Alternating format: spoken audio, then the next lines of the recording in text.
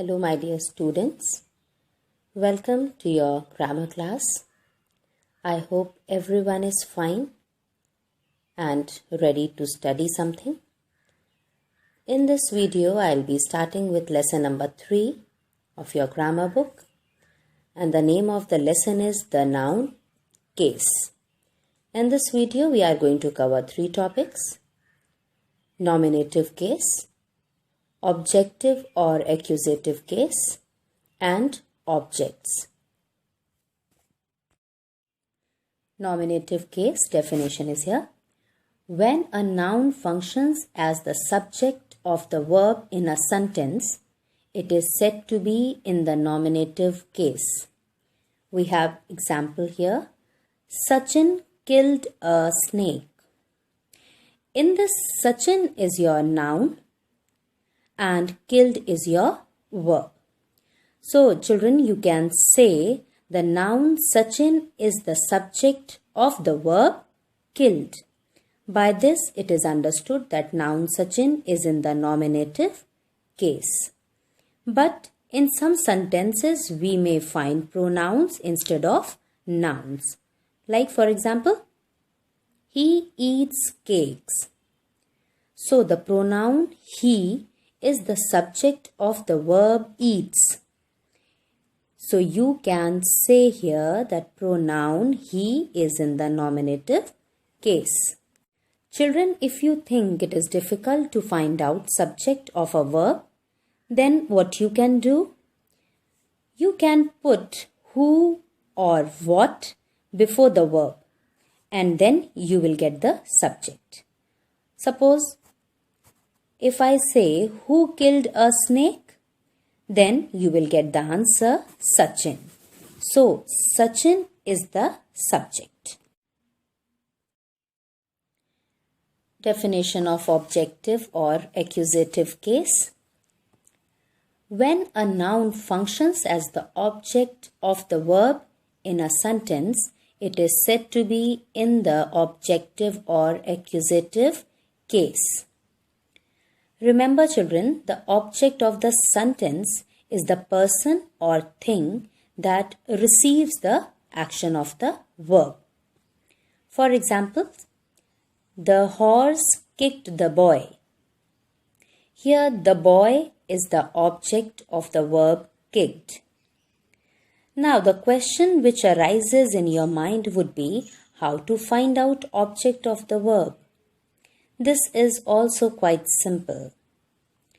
Put what or whom after the verb and you will get your answer. For example, the horse kicked whom. Now here the answer for the word whom will be the boy. So the boy is the object. In some cases, noun comes after a preposition.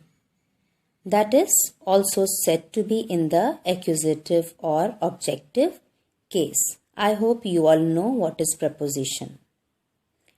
For example, the book is on the table. Now here, the book is on the table is one example which I have given you. In this, the noun desk appears after the preposition on. Here you can see on will be your preposition and after that we have put the desk. So here the desk will be your noun. Here we are going to learn about objects. We have 2 types of objects, children. One is direct object, another is indirect object. Firstly, we will study about direct object. The noun naming the thing is said to be the direct object of the verb. And now indirect object. The noun naming the person is said to be the indirect object of the verb. Children, in some verb like give, tell, offer, etc., they take 2 objects after them.